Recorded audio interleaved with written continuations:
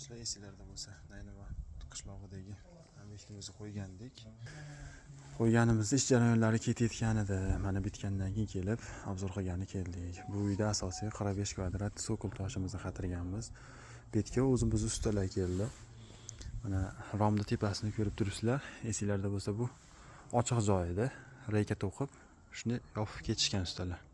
Pasti esa penoblokdan bo'lgan edi. Kimda shunaqa holatlar bo'lsa, telefon qilsanglar, shuna chiroyli qilib uylaringizni bitirib beramiz.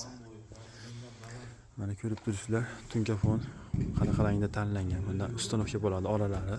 Buni orasida havo aylanadi. O'shaning uchun chirib ketmaydi rekalarimiz. Mana uyda egasi, xudo xolasa bizdan rozi. Mana bu tomonlarga ham qildiramiz deb qiziqish bildirib turibdi. Bu toshlar hali laklangani yo'q. Laklangandan keyin yana ham chiroyli bo'lib yorqinlashib turadi.